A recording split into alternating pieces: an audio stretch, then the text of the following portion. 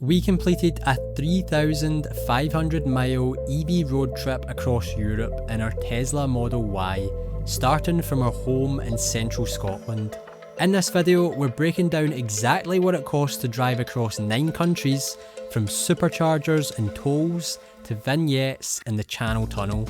We'll show you the numbers, highlight key days, and keep a running total on screen throughout. And if you want to dive deeper, the full cost log, including charger locations, energy delivered, and timestamps is linked in the description. So let's break it down. This trip took us from Scotland through England, then across to France, Belgium, the Netherlands, Germany, Austria, Switzerland, Italy, and then all the way back again. We used Tesla superchargers exclusively and camped in our car for most nights to keep the costs low. But this video isn't about accommodation, it's about what it costs to get us there and back in an EV. In total, we drove just over 3,500 miles, charged at 28 different locations, and crossed 9 national borders. To make things simple, all foreign currencies have been converted using exchange rates from August 2024,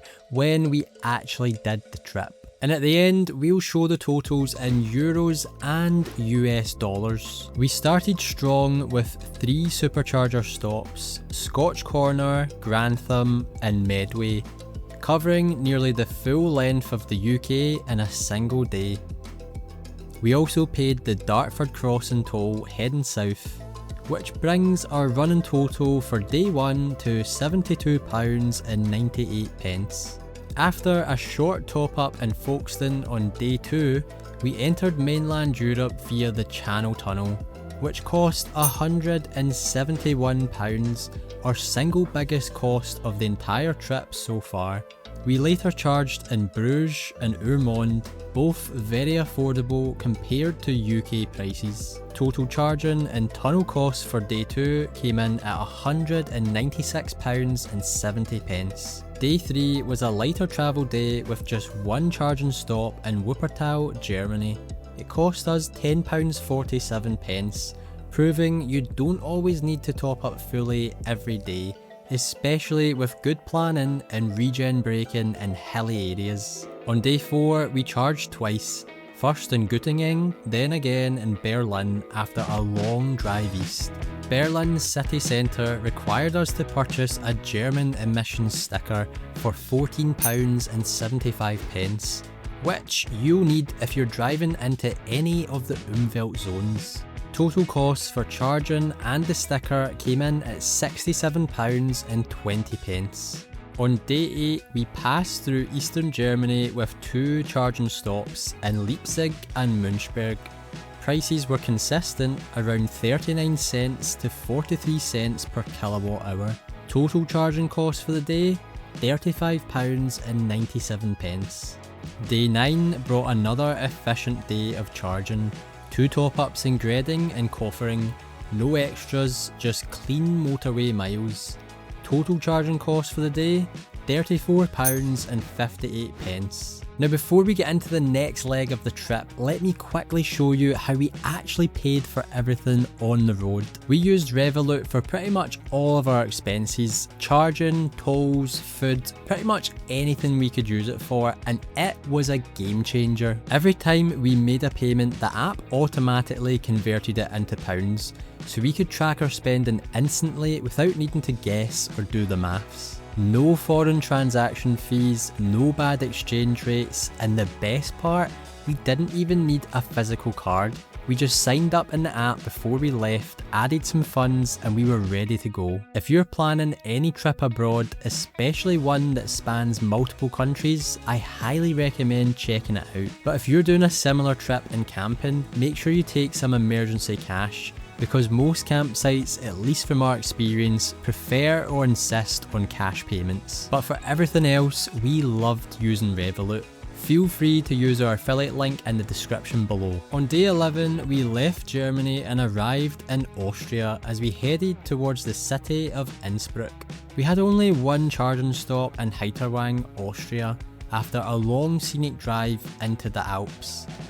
At £19.76, This was one of our most peaceful charging stops, surrounded by mountains and a few unexpected alpine friends. Don't know if you can hear that noise, apart from the noise of the superchargers charging. There's another noise coming from these cute guys. Alpine cows making alpine milk right next to the supercharger. I wish I could do this forever. This has honestly been the best trip of my entire life. Halfway through the trip, one thing was clear. EV travel in Europe was smoother and cheaper than we expected. We were charging at scenic spots, often near cafes or restaurants, and not once did we have to wait for a stall. Tesla's supercharger network really is a game changer. And the best part is, you don't even need a Tesla to benefit. Many of the European superchargers are now open to non-Tesla EVs as well, making road tripping across Europe even more accessible for everyone.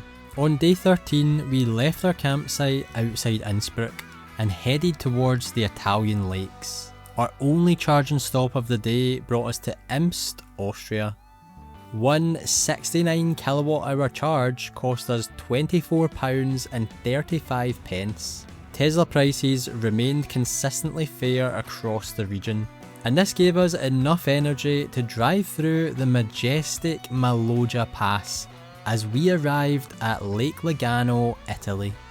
On day 15, we found ourselves in Melide, Switzerland, where we made the classic mistake of plugging into an occupied V2 supercharger stall, cutting our first session short. We also bought the Swiss motorway vignette at £41.28, bringing the total cost for day 15 to £62.44. On day 16, we had issues again with V2 superchargers in Beckenried, Switzerland. Our first session was weak, so we had to unplug and move stalls. It's an easy mistake to make when you forget how pairing works on the older superchargers. Charging here cost just £20.66, and we ended the day with a quick top up back in Germany costing just over £10, bringing our total charging costs for day 16 to £31.02. By day 17, we'd entered France and were hit with our biggest toll. It's the most expensive toll I've ever paid. That's crazy. £22.36 just to get to Paris. But charging remained affordable with 2 solid supercharger stops. Total cost, including tolls for the day, came in at £66.46. Day 19 was expensive. 3 final superchargers, another toll leaving Paris, the return Channel Tunnel crossing at a whopping £232, and the Dartford crossing again. Total travel costs for the day came in at an eye-watering £279.43. On day 20, we had one last supercharger in Grantham, and a final top up at Scotch Corner brought us back to where we started. Total cost for the day came in at £45.50, leaving us with total travel costs for 20 days across Europe at £946.86. So is charging cheaper in Europe?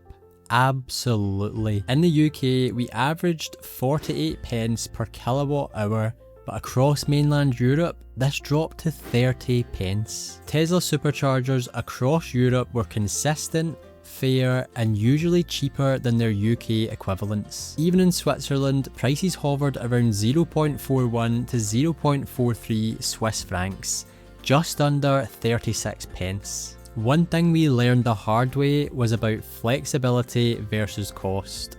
Our biggest purchase was a return ticket for the Channel Tunnel at £232. If we'd booked a return trip in advance, we probably could have saved quite a bit, but we deliberately left it open. This was our first long EV road trip, and we didn't know how far we would get or how long it would actually take. For us, that freedom was worth the extra cost, but it's definitely something we'd plan better next time. If you're thinking of doing a trip like this, here are a few tips to make it smoother and potentially cheaper. 1. Always check what kind of supercharger stalls you're pulling into.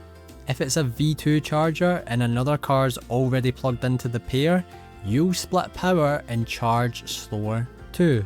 Try to arrive at chargers with a low battery percentage, but not too low.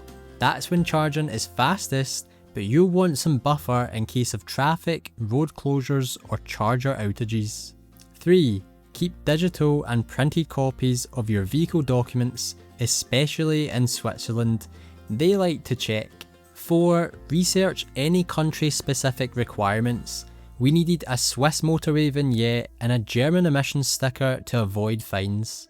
So in total we spent £48.38 on tolls, £56.03 on vignettes, £403 on the Channel Tunnel, and £439.45 on EV charging alone. But here's something worth pointing out. If you're based in the UK like us, that tunnel fee is unavoidable. You're either paying hundreds for the Channel Tunnel or for a ferry. There's just no cheap way to bridge the gap from the UK to mainland Europe. Meanwhile, if you're already based in Europe, this entire trip would have cost you a lot less. Nearly £400 less in fact. All you'd really pay for are charging costs, plus the odd toll or vignette. So that is the true cost of an EV road trip across Europe in 2024. We made this video for people seriously considering an EV for longer road trips and anyone curious about what real world costs look like. EV travel isn't just doable across Europe, it's enjoyable, affordable and reliable. And while this video focused on driving related costs, we'll be releasing a full cost breakdown of the entire trip, including accommodation, food, activities and gear, so make sure you subscribe if you want the full picture. If you found this helpful, drop a like and don't forget you can access the full cost log with every charging stop and detail linked in the description. If you want to support the channel, we've got affiliate links for Revolut, Tesla referrals and most of the gear we used in the description. And if you've got any questions about planning your own EV road trip, drop them in the comments and I'll try to help where I can. If you haven't yet watched our Europe road trip series, you can catch the full playlist here. Thank you so much for watching, you guys are awesome.